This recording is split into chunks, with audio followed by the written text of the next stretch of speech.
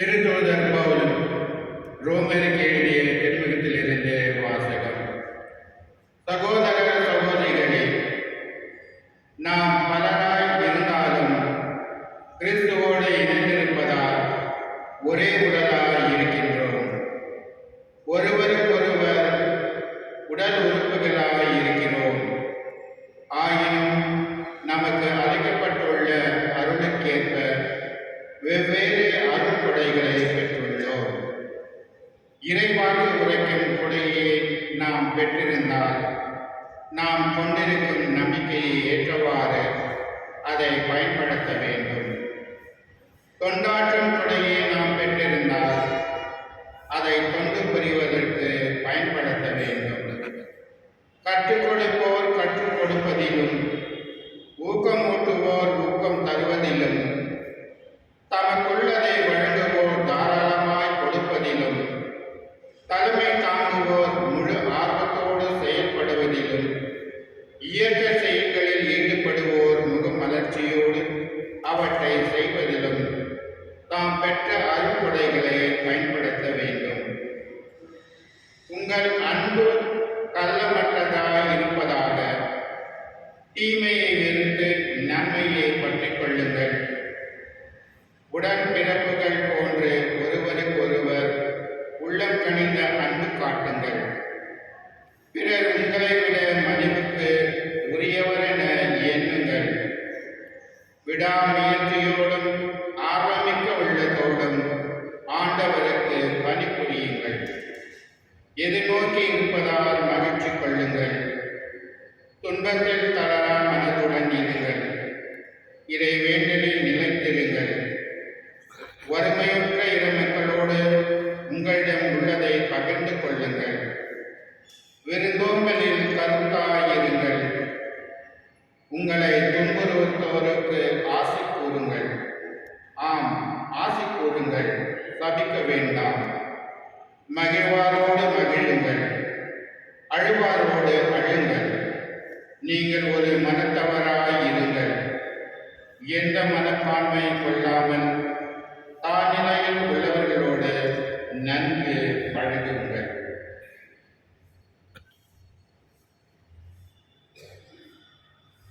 ஆண்டவர் வழங்கும் அருள்வாக்கு. இறைவாவுக்கு நன்றி. பதிலுரை பாடல். என் நெஞ்சை அமைதி பெற உன் திருமண் வைத்து காத்தருளும். என்னும் நெஞ்சம் அமைதி பெற உன் திருமண் வைத்து காத்தருளும். ஆண்டவரே, என் உள்ளத்தில் இருமாப்பு இல்லை, என் பார்வையில் செருக்கு இல்லை. எனக்கு மிஞ்சின அரிய பெரிய செயல்களில் நான் ஈடுபடுவதில்லை. என் நெஞ்சம் அமைதி பெற உன் திருமண் வைத்து காத்தருளும். மாறாக என் நெஞ்சம் நிறைவு அமைதி கொண்டுள்ளது. தாய்மடி தவழும் குழந்தை என என் நெஞ்சம் எனக்கே அமைந்துள்ளது. என் நெஞ்சம் அமைதி பெற உன் திருமண் வைத்து காத்தருளும். இஸ்ரவேலே, இப்போதும் எப்போதும் ஆண்டவரையே நம்பியிரு. என் நெஞ்சம் அமைதி பெற உன் திருமண் வைத்து காத்தருளும். அல்லேலூயா, அல்லேலூயா, அல்லேலூயா, அல்லேலூயா, அல்லேலூயா, அல்லேலூயா, அல்லேலூயா, அல்லேலூயா. சுமை சுமந்து சோர்ந்திருப்பவர்களே, எல்லாரும் என்னிடம் வாருங்கள், நான் உங்களுக்கு இளைப்பாறுதல் தருவேன் என்கிறார் ஆண்டவர். அல்லேலூயா, அல்லேலூயா, அல்லேலூயா, அல்லேலூயா. ஆண்டவர்களோடு இருப்பாராக. உம் ஆன்மாவோடும் இருப்பாராக. புனித லூக்கா எழுதிய நற்செய்தியிலிருந்து வாசகம். ஆண்டவரே, மாட்சி உமக்கே.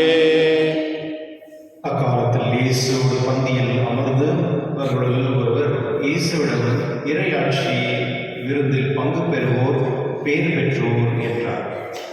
இயேசு அவரிடம் கூறியது, ஒருவர் பெரிய விருந்து ஒன்றை ஏற்பாடு செய்து பலரை அழைத்தார். விருந்து நேரம் வரவே அவர்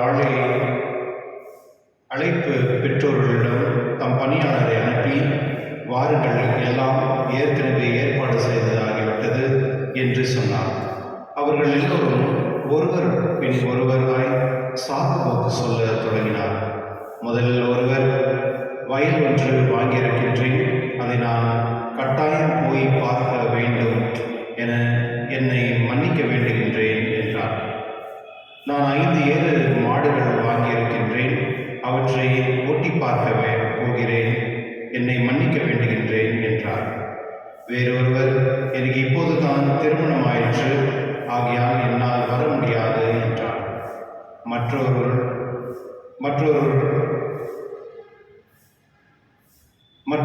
பணியாளர் திரும்பி வந்து இவற்றை தம் தலைவருக்கு அறிவித்தார். வீட்டு உரிமையாளர் சீனமற்றோர் தம் பணியாளரிடம், நீர் நகரில் வீதிக்குள் சந்துக்கள் விரைந்து சென்று ஏழையர், உடல் ஊனமுற்றோர், பார்வையற்றோர், கால் ஊனமற்றோர் ஆகியோரை இங்கே கூட்டி வாரும் என்றார். பின்பு பணியாளர் தலைவர், நீர் பணித்தபடி செய்துவிட்டு இன்னும் இடம் இருக்கிறது என்றார். தலைவர் தம் பணியாளரை நோக்கி, நீர் வழி ஓரங்களிலும் நடைபாதைகளிலும் போய் எனது வீடு நிரம்பு அளவுக்கு மக்களை வற்புறுத்தி கூட்டி வாரும். அழைக்க பெயர் பெற்றவர்களில் எவரும் என்னுடைய விருந்தை சுவைக்க போவதில்லை என உமக்கு சொல்கிறேன் என்றார். ஆண்டவர் நற்செய்தி. கிறிஸ்துவே உமக்கு புகழ். கிறிஸ்துவில் சகோதரர்களே, ஒரு ஊர் விழா, அந்த விழாவில் எல்லாம் நடந்து போயிட்டுருக்காங்க. அந்த நடந்து போயிட்டு பொழுது ஒரு பெரிய குதிரையில் ஒரு மதகுரு கொண்டு போகிறாரு.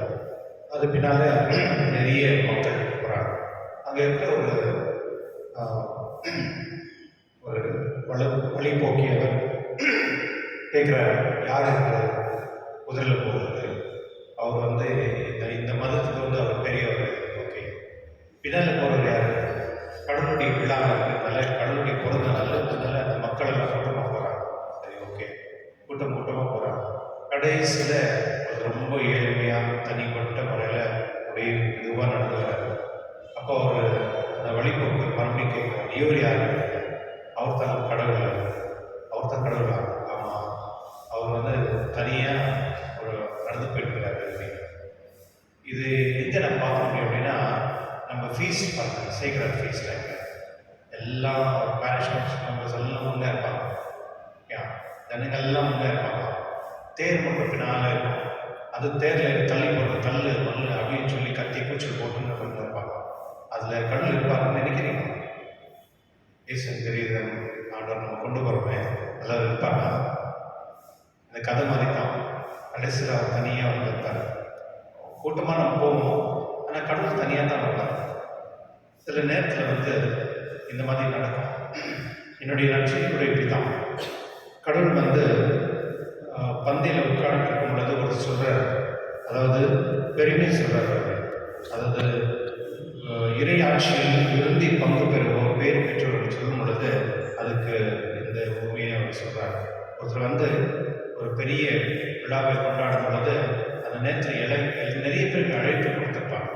அந்த அழைப்பில் கொடுக்கும் பொழுது ஒருத்தரும் ஒரு அழைப்பு கொடுக்கும் பொழுது, வாங்கன்னு சொல்லும் பொழுது ஒருத்தரும் ஒரு பதில் சொல்கிறாங்க. நான் இப்போ தான் ஒரு இடம் வாங்கியிருக்கேன், நான் போகிறோம்ன்றாங்க. இன்னொருத்தர் மாடு வாங்கியிருக்கேன் போகிறேன்றாங்க. இன்னொருத்தர் கல்யாணம் இருக்குது, இப்போ தான் அதனால் வர முடியாதுன்னு சொல்கிறாங்க. ஆனால் இந்த சாக்கு போக்கு ஒருத்தருக்கும் அழைப்பு கடவுள் கொடுக்குறாரு. ஏன் அழைப்பு கொடுக்குறாருன்னா, அவரோடு இருந்து அவரோட சொல்லுது அந்த பந்தியில் உட்கார்ந்து அமர்ந்து உணவு, அதாவது அந்த ஃபெஸ்டிவ் பீஸ்ன்றதுக்காக இந்த அழைப்பு கொடுக்கும் பொழுது சில நேரத்தில் அந்த அழைப்பை நம்ம வேண்டாம் இல்லையா? இப்போ நாங்கள் அன்பியத்துக்கு நம்ம சொல்கிறோம், அன்பியத்தில் எல்லாரும் வரணும் அப்படின்னு. எத்தனை பேர் அன்பியத்தில் வரீங்க? வெயிட்டிங் பார்ப்போம். 5 ஏன் வரதில்லை தெரியுமா? அழைப்புன்றது வந்து கடவுளுடைய வார்த்தை. அன்பியத்தில் நம்ம என்ன பண்ணுறோம்? கடவுளுடைய வார்த்தையை சிந்திக்கிறோம், கடவுளுடைய வார்த்தைக்கு ஏற்ற மாதிரி நம்ம வந்து புரிந்து கொள்கிறோம். ஆனால் நம்ம அனைவரும் ஒரே, இன்னைக்கு முதல் வாசத்தில் சின்னப்பர் சொல்கிறதுல நம்ம எல்லாம் வேற வேறையா இருந்தாலும் நம்ம கடவுளுக்கு சார்ந்த ஒரே குடும்பமாக இருக்கிறோம், ஒரே உடலுக்கு சார்ந்தவர்களாக இருக்கிறோம். இந்த அன்பியம் வந்து இப்படிதான். இந்த அன்பியத்தில் வந்து கடவுளுடைய வார்த்தையை நம்ம கேட்டு அந்த வார்த்தையை புரிந்து நம்ம அனைவருமே ஒரே குடும்பமாக வந்து சேர்ந்து ஒரே ஒரு இடம் வந்து அந்த அன்பியம் தான். அந்த அன்பியத்தில் வந்து நிறைய பேர் வந்து வரதில்லை, விருப்பப்படுறதில்லை. காரணம் என்ன அப்படின்னா, இந்த சாதத்துக்கு சொல்லுவாங்க.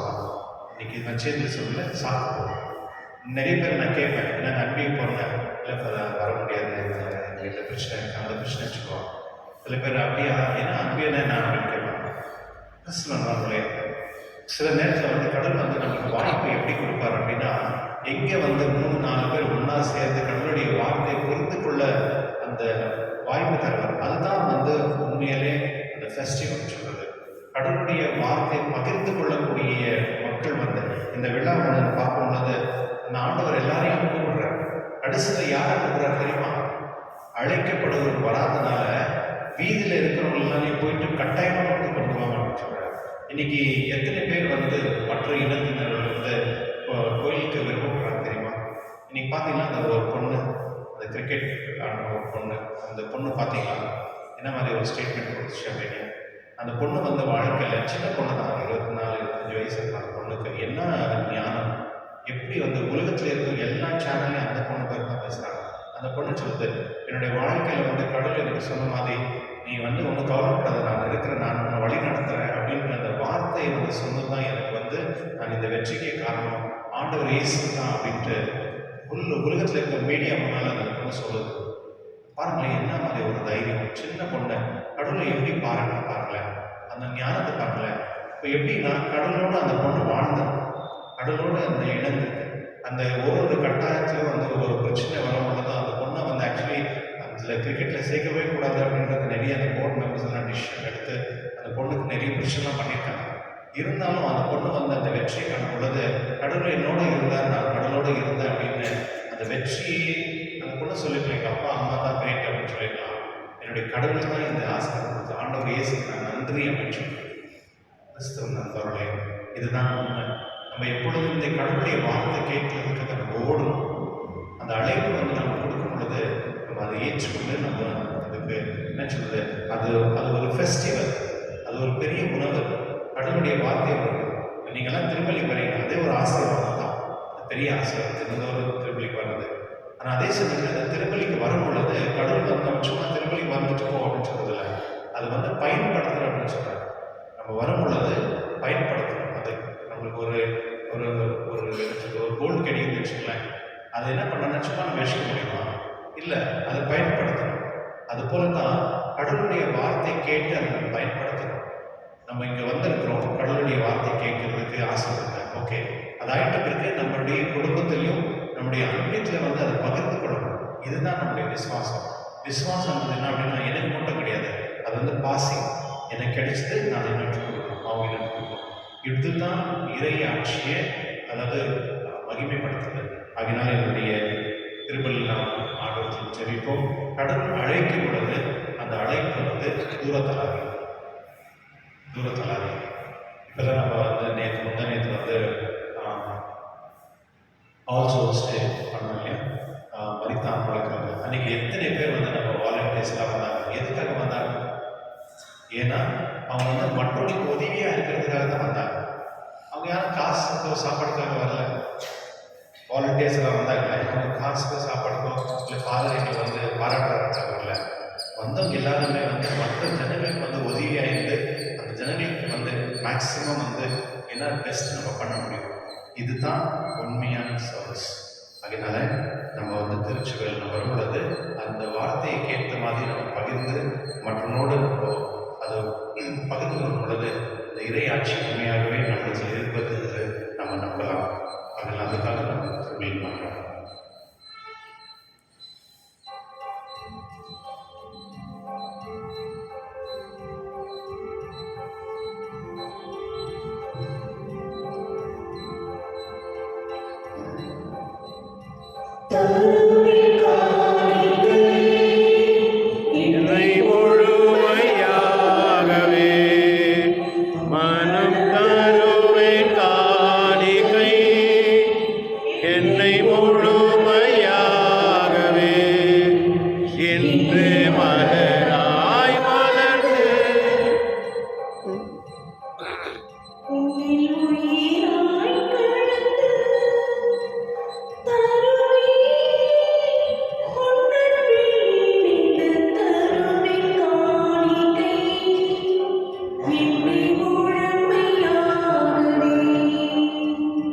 மனம் தருவே காணிக்கை இன்னை முழுமையாகவே.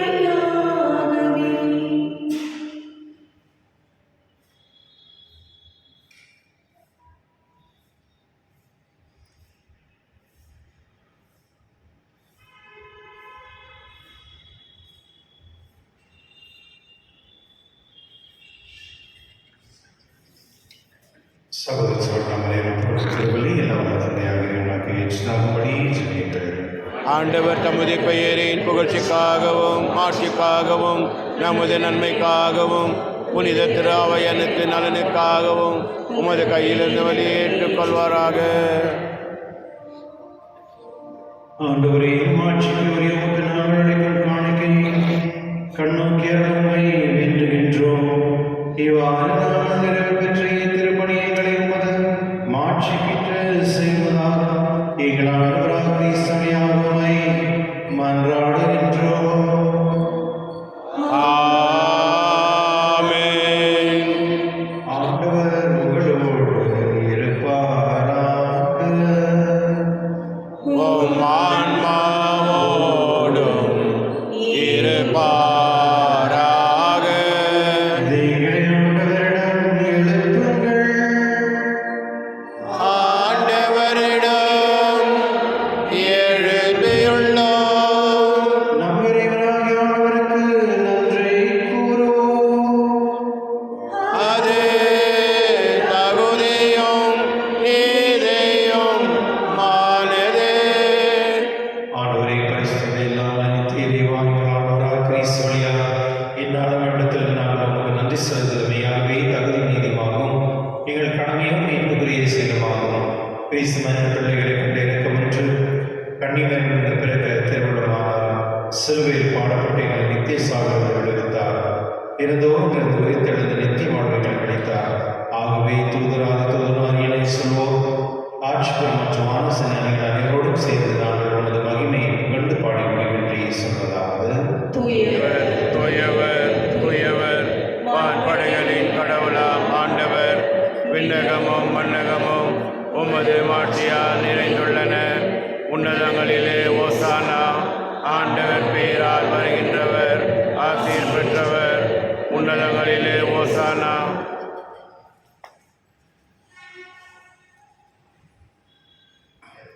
ஆண்டவரை நேர்மையாகவே தூயவர் திருமணத்துக்கு மூன்று ஆகவே உம்முடைய ஆவியை குறைந்து காணிகளை தூய்மைப்படுத்துவதை வேண்டுகின்றோம். இவ்வாறு எங்கள் ஆண்டவர் இயேசு கிறிஸ்து உடலும் இரத்தமாக என்றவை மாறமாக. அவர் பாடுபட உள்ளம் கடிந்து தம்மை கழித்த போது அப்பத்தை எடுத்து நன்றி செலுத்தி அதை பின்னிட்டு தம் சீடர்களுக்கு கூறியதாவது. அனைவரும் இதிலிருந்து பெற்று உண்ணுங்கள், ஏனெனில் இது உங்களுக்காக கையளிக்கப்படும் என் உடல்.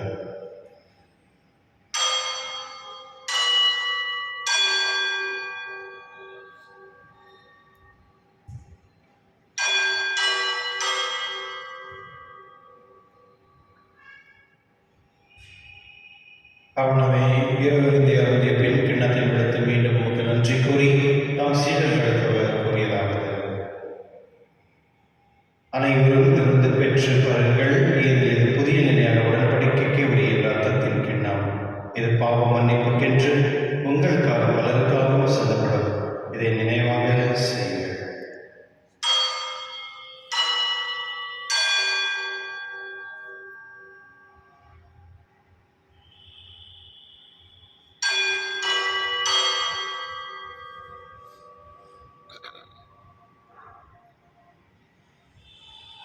நம்பிக்கையின் மறைபொருள். கிறிஸ்து இறந்தார், கிறிஸ்து உயிர்த்தார், கிறிஸ்து மீண்டும் வருவார். ஆகவே ஆண்டவரே, நாங்கள் கிறிஸ்துவின் இறக்கையும் உயிர்ப்பையும் நினைவு கூர்ந்து வாழ்வு தரும் அப்பத்தின் மீட்பளிக்கும் கிண்ணத்தையும் உமக்கு ஒப்புக் கொடுக்கின்றோம். உம் திருமணம் ஊழியம் புரிய தகுதிகளை எங்களை ஏற்றுக்கொள்ளேன். எனவே உமக்கு நன்றி செலுத்துகின்றோம். மேலும் கிறிஸ்துவின் உடலிலும் இரத்தத்திலும் பங்கு கொள்ளும் எங்களை தூய ஆவியோடு சேர்க்க வேண்டும் நம்மை தாழ்மையுடன் கொண்டாடுகின்றோம். ஆண்டவரை உலகெங்கும் பரவிருக்கும்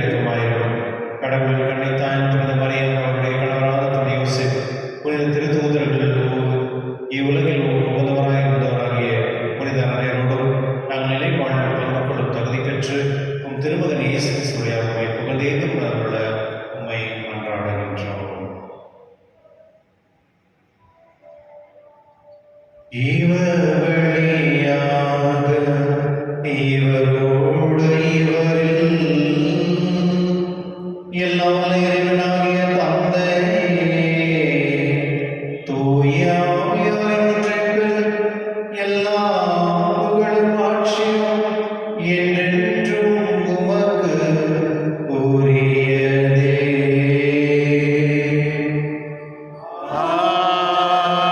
ஆமென். ஆமென். ஆமென்.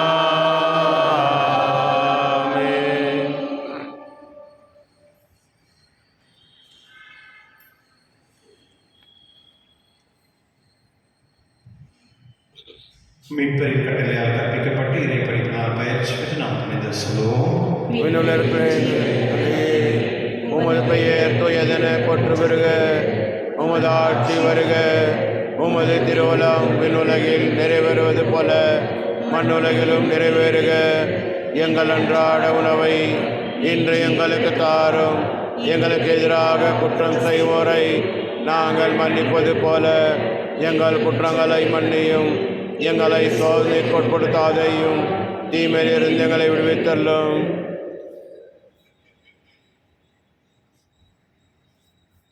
ஆண்டவரே, தீவிரத்திலிருந்து நீங்கள் விடுவித்து எங்கள் வாழ்நாளில் நம்பிக்கையின் கண்ணியங்களை மன்றாடுகின்றோம்.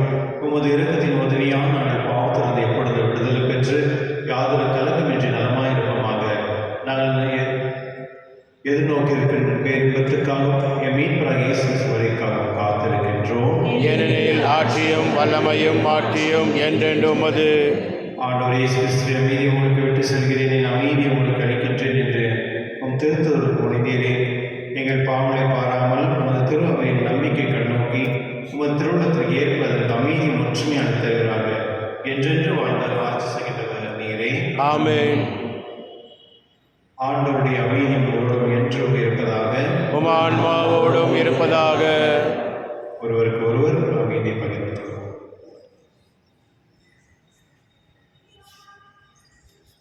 உலகின் பாவம் போக்கும் இருளில் சமரியே எம்மேல் இரக்கம் வையும். உலகின் பாவம் போக்கும் இருளில் சமரியே எம்மேல் இரக்கம் வையும். உலகின் பாவம் போக்கும் இருளில் சமரியே எமக்கு அமைதி அருளும்.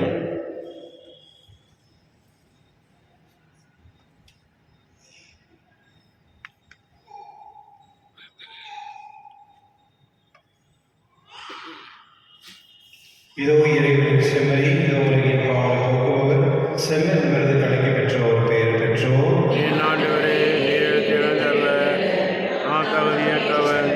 ஆனால் ஒரு வார்த்தை மட்டும் சொல்லியல்லும் எனது ஆன்மா நலமுடையும்.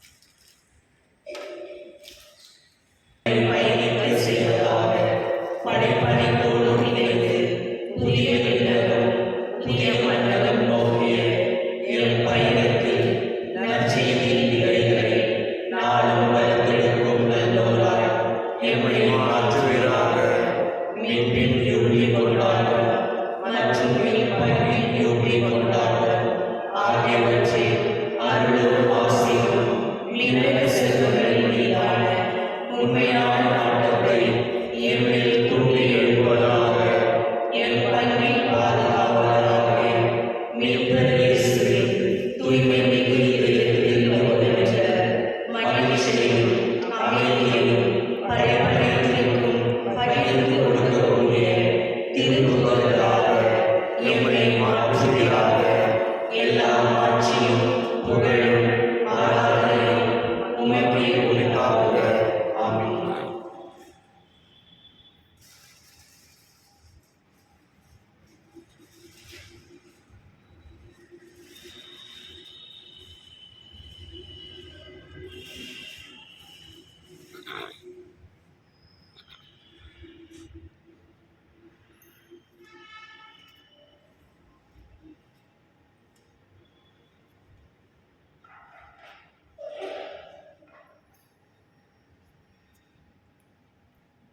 மன்றாடுவோமாக. ஆண்டவரையும் அருளாளர்களும் தமிழ் கொண்டிருக்கும் அருள் எங்களில் நிறைவேற செய்துள்ளது.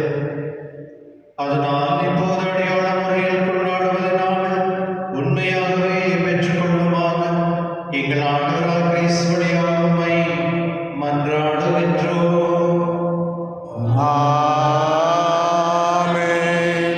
ஆண்டவர் உங்களோடு இருப்பாராக. உம் ஆன்மாவோடும் இருப்பாராக. எல்லாம் வல்ல இறைவன் தந்தை மகன் தூய ஆவியார் அனைவரும் ஆசீர்வதிப்பாராக. ஆமென். சென்று வாருங்கள், திருப்பலி நிறைவேறிற்று. இறைவனுக்கு நன்றி. உங்களுக்கு நன்றி. நன்றி பிள்ளைகளே.